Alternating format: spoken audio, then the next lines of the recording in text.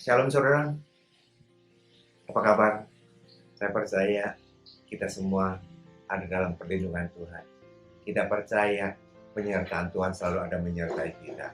Amin. Dia memberkati kita, Dia melindungi kita tanpa alasan. Dia ada. Kalau saudara percaya, kita selalu dilindungi. Amin. Tundukkan kepala sebelum kita masuk dalam firman Tuhan. Kembali kami datang Tuhan untuk menyiapkan hati kami untuk diberkati. Siapkan hamba-Mu Tuhan untuk rapi harapan perkataan-Mu Bapa. Berkati jemaat-Mu dimanapun mereka berada. Apapun kondisi mereka, ingatkan mereka bahwa mereka tidak sendiri. Berfirman pada siap kami Tuhan, kami butuh firman-Mu yang akan memerdekakan kami, yang lemah dikuatkan, yang terikat dilepaskan, yang sakit disembuhkan. Kami serahkan semua ke dalam tangan-Mu, dalam nama Yesus kami siapkan hati kami. Semua yang siap sama-sama katakan amin. Buka bersama dengan saya di dalam Markus 2. Markus 2 ayat 13 sampai dengan 17. Markus 2 13 sampai dengan 17. Saudara yang punya Alkitab bisa kita baca sama-sama. Markus 2 13 17. 13. Sesudah itu Yesus pergi lagi ke pantai danau dan seluruh orang banyak datang kepadanya, lalu Dia mengajar mereka.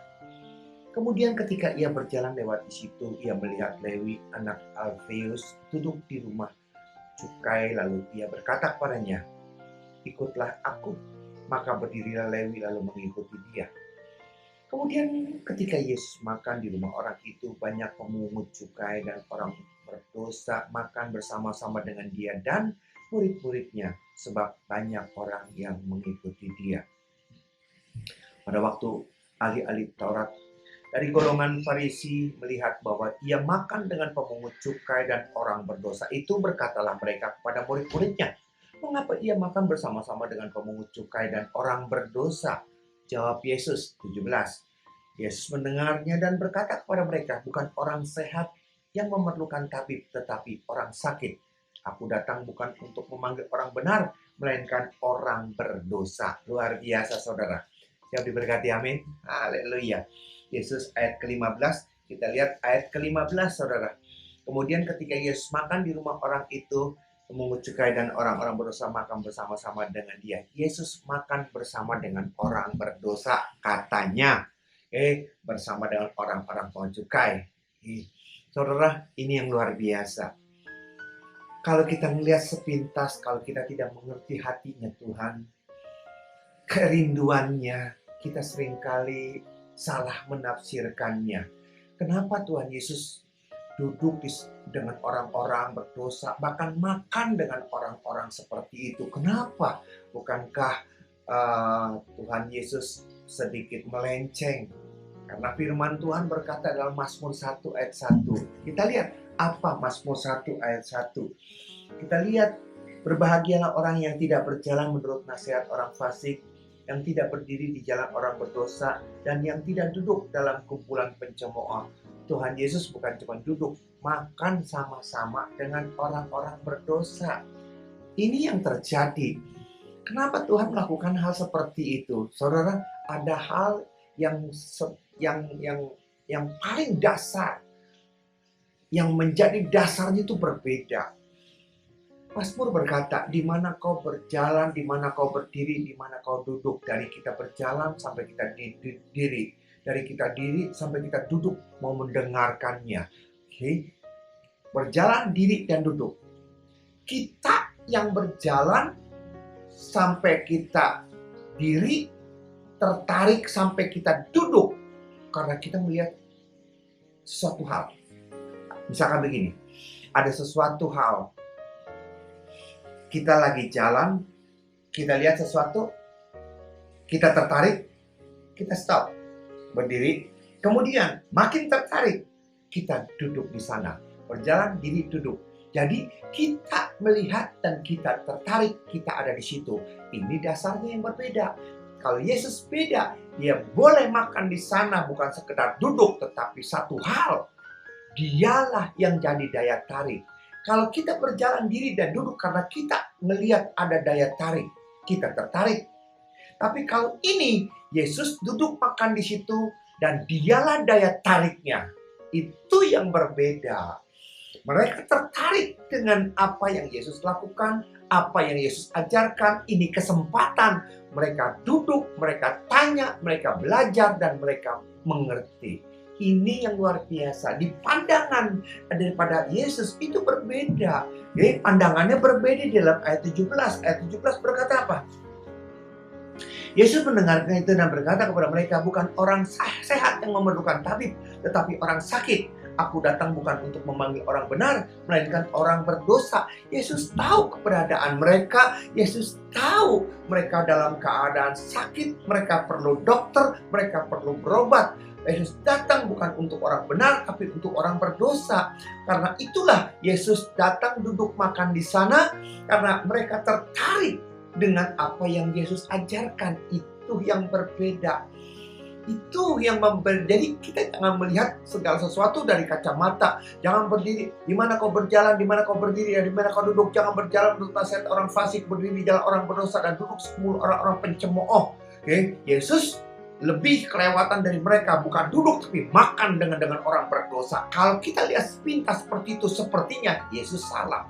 Tapi yang menjadi dasarnya, saya ulang lagi tadi, kalau kita dari jalan sampai berdiri sampai duduk karena kita tertarik dengan sesuatu. Tapi kalau ini, Yesus duduk makan di sana karena Yesus daya tariknya. Dan mereka yang datang, ibarat mereka yang sakit datang ke dokternya. Mereka yang perlu datang kepada Yesus yang bisa menjawab kebutuhan mereka. Itu yang terjadi. Jadi dengan kata lain, Yesus duduk makan di sana. Yesus makan bersama dengan mereka. Itu ada alasannya. Karena Yesus mau mencari bukan orang benar, tapi orang berdosa. Yesus mencari orang yang sakit, bukan orang yang sehat. Judul khotbah saya pada saat kesempatan inilah roh kesombongan. Apa saudara? Roh kesombongan. Iya, jangan kita sok pinter, jangan kita sombong, jangan kita keraskan hati kita. Kita lihat pelajaran yang luar biasa yang saya dapatkan di sini. Saudara, ini yang luar biasa. Yesus duduk makan di sana dan mereka tertarik. Yesus jadi berkat. Pertanyaan saya kembali, kita sudah terima Yesus sebagai Tuhan dan Juru Selamat. Sudah berapa lama kita terima Dia sebagai Tuhan dan Juru Selamat? Apakah hidup kita sudah menjadi berkat? Sehingga orang mau cari kita. Sehingga orang mau duduk dengan kita. Mau makan dengan kita. Mau dengar kita. Mau melihat kita. Karena kita jadi berkat. Sama seperti Yesus. Orang tertarik untuk datang duduk mencari Dia. Karena Yesus berbeda. Dia jadi berkat. Kita tidak membahas masalahkan itu, tetapi kita tanya kepada diri kita sendiri, sejauh mana kita sudah menjadi berkat, sejauh mana kita disukai, sejauh mana kita dicari-cari. Saudara, jujur ya saudara, saya ex-pengusaha. Waktu saya jadi pengusaha, jujur saudara, saya tidak suka pegawai saya orang Kristen. Maaf saudara, saya sudah terlalu banyak dikecewakan dengan namanya pegawai Kristen. Memang waktu itu saya belum khotbah, tapi mereka tahu saya Kristen. Mereka tahu saya itu aktif. Karena kalau orang Kristen yang mereka lihat pakai baju biasa. Tapi saya pakai baju, pakai dasi, pakai jas. Saya bukan cuma satu kali ibadah. Saya melayani 2 sesi, 3 sesi. Jadi pergi pagi, pulangnya bisa siang, bisa sore. Beda dengan jemaat biasa. Jadi mereka udah tahu saya punya peranan di sana. Akibat mereka seperti itu, kebetulan kepegawainya juga orang Kristen. Yang menjadi masalah adalah seperti ini saudara. Bukan saya benci pegawai Kristen, tapi mereka memakai kekristenan itu, mereka memakai keberadaan saya menjadi senjata untuk menusuk saya. Ada pegawai Kristen, perempuan, Dia datang terlambat. Dia datang terlambat. Dia datang terlambat. Seringkali dia ditegur. Seringkali dia ditegur. Dan terpaksalah saya turun tangan. Terpaksalah peraturan harus tegakkan. Dia Kristen atau non-Kristen, peraturan harus ditegakkan.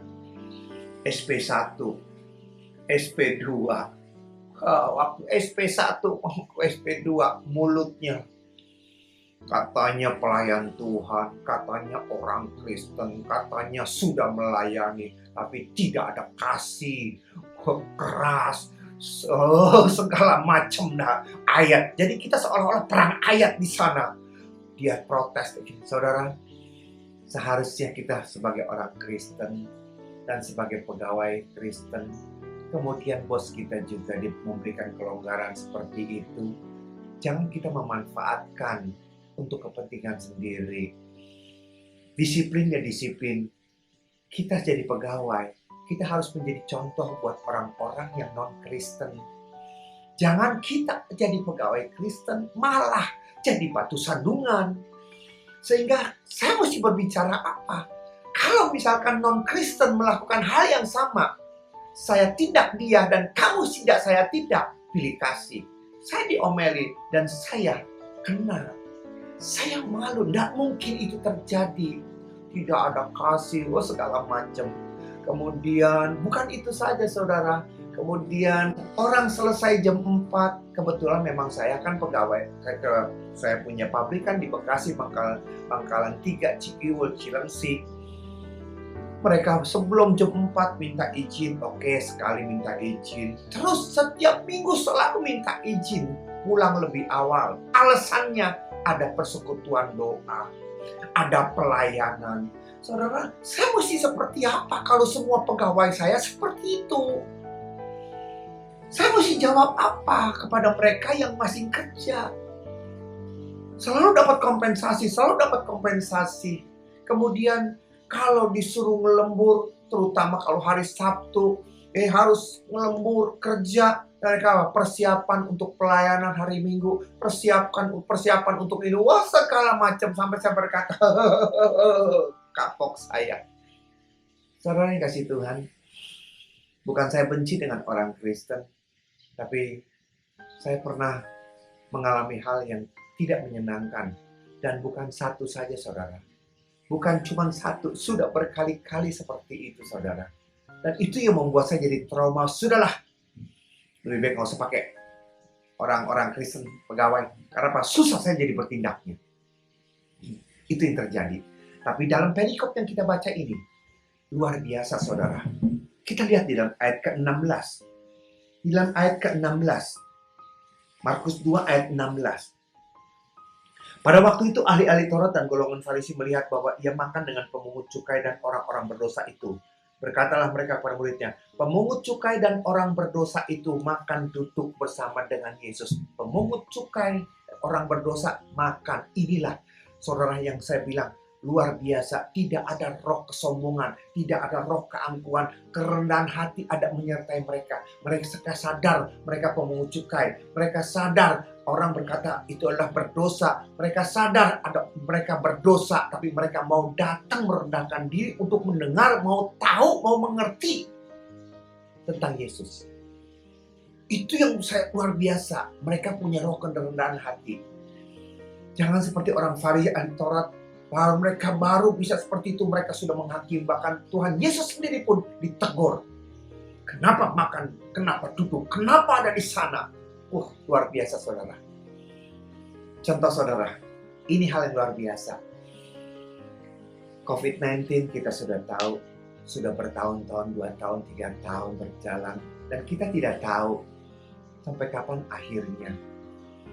Dan kita percaya segala sesuatu Tuhan pegang kendali. Amin. Dan kita juga percaya COVID-19 sudah makin bisa ditanggulangi. Amin. Karena ada saudara dan saya, ada orang benar yang berdoa untuk itu semua. Ceritanya begini, saya punya sahabat, teman sahabat pengusaha mebel. Dia punya usaha mebel di Plaza Mebel Fatmawati. Di dalam keadaan COVID seperti ini, saudara, orang-orang tuh pada habis, pada sepi, gulung tikar, stuck, ada yang tutup. Tapi yang luar biasa itu toko. Ramenya bukan main, bukan ramenya saudara. Mungkin satu hari cuma satu yang datang, mungkin seminggu cuma 2 yang datang, tapi satu yang datang, belinya banyak.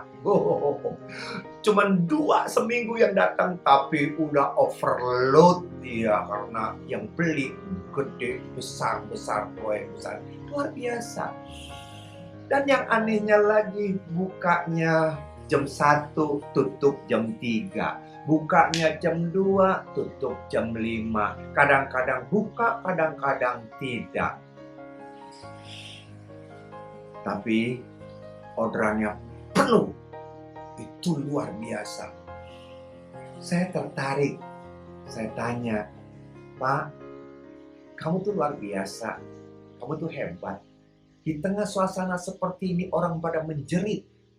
Tapi kenapa kamu justru berpesta pora? Apa sih rahasianya? Saya pendetanya, dia teman sahabat, ya sama-sama di Tiberias. Dan dia berkata, ya semua anugerah Tuhan, semua kebaikan Tuhan, semua kan dari Tuhan. Basa-basinya seperti itu. Dan saya berkata, jujur Pak, saya mau tahu Pak, rahasianya apa sih Pak? Kok bisa seperti itu? Bisa jadiin berkat dong Pak, bisa buat jadi berkat Pak. Dan dia berkata, yang pertama adalah dia berkata, saya selalu tidak pernah lupa untuk memberi berkat buat yayasan, buat gereja. Saya tidak pernah lupa itu. Seberapa yang saya dapat. Dia berkata, di dalam berkat yang saya terima, ada titipan berkat buat gereja, ada titipan berkat buat yayasan-yayasan, ada titipan berkat buat mereka-mereka. Itu yang saya utamakan dan itu yang terjadi. Terus kok bisa rame? Saudara, dia berkata, ini perusahaan-perusahaan Tuhan. Saya cuma berdoa, Tuhan, kalau Engkau mau aku menjadi berkat buat yayasan ini, kalau Engkau mau aku menjadi berkat buat gereja Tuhan, berkati Tuhan toko ini, berkati perusahaan ini Tuhan. Kalau Engkau tidak memberkati, aku bisa apa Tuhan? Kalau Engkau tidak memberkati, aku juga tidak bisa menjadi berkat. Karena apa yang aku berikan itu karena Engkau lebih dulu memberkati aku. Tuhan, kalau Kau inginkan aku untuk menjadi saluran berkat, Tuhan, berkati Tuhan perusahaan ini, berkati Tuhan usaha ini. Di dalam nama Yesus, dia cuma berdoa seperti itu. Dia pasrah berserah kepada Tuhan hanya dengan cara seperti itu, saudara. Dan Tuhan tidak pernah ingkar janji. Dalam keadaan seperti itu, dia overload, dia banyak orderannya. Dia tidak perlu pelanggan banyak-banyak, cukup 1-2 orang saja, tetapi orderannya ratusan juta, saudara. Sebulan dia bisa dapat miliatan, saudara. Itu orderan seharga miliatan dia bisa dapat, saudara, dalam keadaan kejepit seperti itu. Kenapa dia datang siang-siang? Dia overload pabriknya, dia mesti lihat. Bahkan yang luar biasa, pelanggan sudah ada di toko, dia masih ada di pabrik. Dia berkata, kapan buka? Kok nggak datang? Dia bukan cari orderan, tapi orderan cari dia. Dia bukan cari duit, tapi duit cari dia. Dia cari Tuhan. Kalau kita cari uang, kita tidak akan kaya. Tapi kalau kita cari Tuhan, uang cari kita. Ada amin? Disitulah kita kaya, kita sukses, kita berhasil. Luar biasa, saudara. Dan saya berkata, luar biasa. Tapi saudara, di tengah kesuksesan dia seperti itu, berapa banyak orang-orang yang sombong. Berapa banyak orang-orang yang sombong. Mereka melihat kesuksesan dari teman-teman saya. Mereka bukan bertanya gimana caranya, bagaimana, kok bisa andalkan, ya istilahnya, ya kok bisa seperti itu. Harusnya kan mereka tanya, harusnya mereka tuh sharing. Tetapi yang terjadi kebalikannya. Untuk bisa untuk bisa mereka rame. Contohnya, teman saya buka sofa ini 25 juta, anggap seperti itu. Dia buka 17 juta. Masih tidak laku. Dari 17 juta, dia diskon 30%. Plus. Aduh. Saudara, Tuhan itu luar biasa, amin. Tuhan itu luar biasa. Kalau berkat itu memang buat dia. Pelanggan tahu itu murah. Pelanggan tahu modelnya sama. Tapi tidak bergoyang tuh. Tetap dia yang dibeli. Tetap dia yang laku. Itu yang luar biasa. Saya kagum dengan orang-orang berdosa. Saya kagum dengan mereka ini, saudara. Ya, 17 tadi 6 mereka. Ahli Taurat dan orang Farisi melihat, pemungut cukai dan orang-orang berdosa itu, mereka makan bersama-sama dengan Tuhan. Artinya apa?